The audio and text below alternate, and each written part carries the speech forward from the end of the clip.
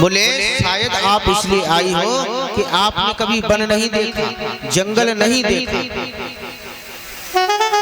तो आप वन को देखने के लिए आई हो। बोले अब तो आप आपने वन देख लिया, अब आप जाओ।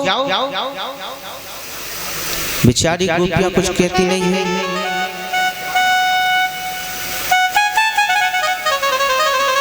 गोपियां कुछ कहती नहीं है, सुन रही है खड़ी खड़ी। सुखदेव जी वर्णन कर रहे राजा परीक्षित।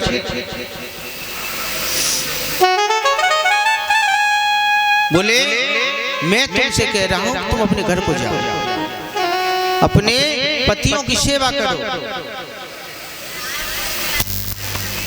इसी से तुम्हारा जीवन सफल होगा।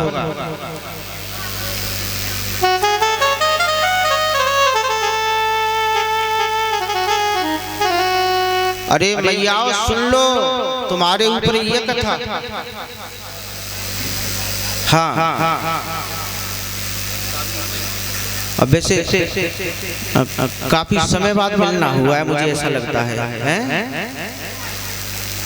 कब के बिछड़े मिले हो?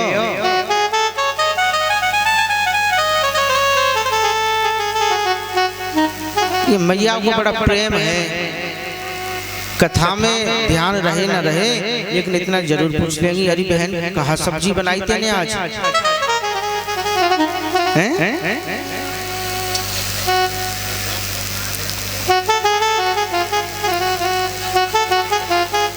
कृष्ण समझ जाती हैं गोपियों को। बोले गोपियों लौट जाओ, पति की सेवा करो, पतिव्रत धर्म में बहुत बड़ी सामर्थ्य है।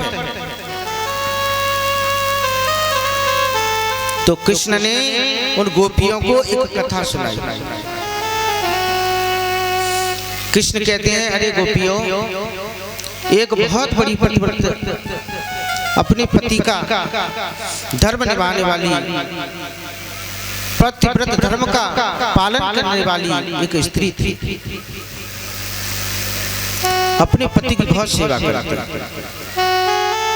मनसा वाचा कर्मणा, 3 प्रकार से पति की सेवा करती।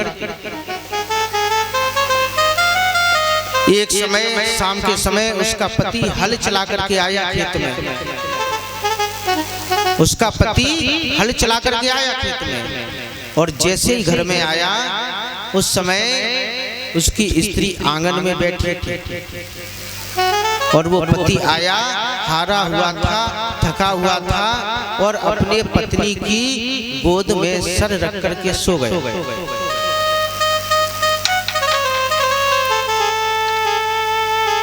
कुछ ही दूरी पर एक हवन कुंड जल रहा था।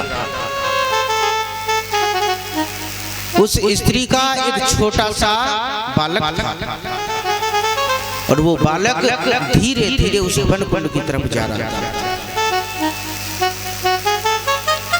वो स्त्री कहती है अगर मैंने अपने पति को जगाया तो मेरा पतिव्रत धर्म नष्ट हो जाएगा, और अगर नहीं जगाया तो मेरा छोटा सा बालक जल करके भस्म हो जाएगा। और वो बालक धीमे धीमे उस हवन कुंड की तरफ बढ़ रहा है। स्त्री कहती है मैं क्या करूं, बड़े धर्म संकट में हूं। उसका बालक बढ़ता ही जा रहा है। स्त्री कहती है अगर मेरे पति को जगा दिया तो मेरा धर्म नष्ट होता है। इसलिए आज उस स्त्री ने जैसे ही वो बालक हवन कुंड की तरफ बढ़ा, वो स्त्री कहती है मेरा बालक भले ही जल करके भस्म हो जाए लेकिन मैं अपने पतिव्रत धर्म को नहीं टूटने दूंगी। और जैसे ही वो बालक उस हवन कुंड में गिरा, उस स्त्री ने अपनी आंखें बंद कर ली। श्री कृष्ण कहते हैं अरे गोपियों, जब 1 घंटे बाद उसका पति जागा, और जैसे ही जागा उसके तुरंत बाद वो स्त्री भागी भागी गई और जाकर के देखा तो उस जलते हुए हवन कुंड में उसका बालक खेल रहा है। श्री कृष्ण कहते हैं, अरे गोपियों, ये किसके प्रताप से? ये पतिव्रत धर्म के प्रताप से। अग्नि में भी वो सामर्थ्य नहीं रही कि इसके बालक को जला दे। इसलिए कृष्ण कहते हैं, गोपियों, मैं तुमसे कहता हूं कि अपने घर चली जाओ। गोपियां कहती, बोले महाराज, एक कहानी तुमने सुना दी, अब एक कहानी हमारी भी सुन लो। बोले, कोई एक बहुत बड़ी पतिव्रता स्त्री थी, बड़ी पति की सेवा करती। एक दिन उसके पति ने कहा, बोले देवी, मैं नौकरी करने के लिए बाहर जाना चाहता हूं। तो वो स्त्री कहती है, बोले अगर आप बाहर चले गए तो मैं कैसे रहूंगी, मैं किसकी सेवा करूंगी? तो पति ने अपना एक चित्र उस स्त्री को दे दिया और कहा, बोले इसकी सेवा करना। उस चित्र को दे करके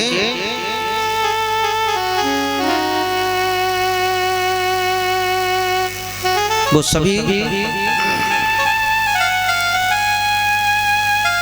वो नौकरी करने चला गया।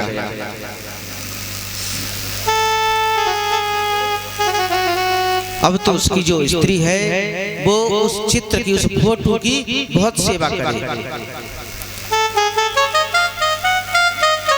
भोग लगाए। कुछ समय बाद, महीने 6 महीने बाद जब उसका पति आया, उस समय वो स्त्री उस फोटो की पूजा कर रही थी। ध्यान दीजिए, वो स्त्री उस फोटो की पूजा कर रही थी और दरवाजे पर पति खड़ा है। कुंडी बजाई और कहा, बोले देवी दरवाजा खोलो। गोपियां कहती, बोले गोविंद, इस बात का जवाब आप ही दो। क्या उस स्त्री को उस फोटो की पूजा छोड़ करके जो असली पति आया है उस दरवाजे की कुंडी खोल देनी चाहिए? तो कृष्ण कहते हैं, बोले जब असली आ गया तो नकली की क्या जरूरत है पूजने की? तो गोपियां कहती हैं, बोले फैसला आपने ही कर दिया महाराज। ये जो संसार के पति है ना, ये सब झूठे हैं, असली पति तो आप ही हो।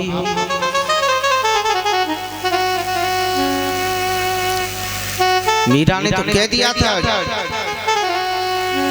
जब लोगों ने कहा मीरा से विवाह करने के लिए, और विवाह कर भी लिया। ऐसे बर को क्यों बरे जो जन्मे और मर जाए, बर बरिए गोपाल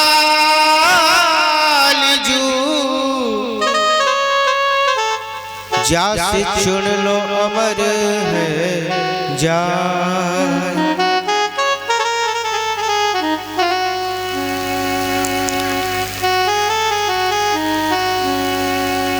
पूज्य महाराज श्री का बहुत बहुत स्वागत है। हमको अपना आशीर्वाद प्रदान करने के लिए आप पधारे इस व्यास गद्दी से।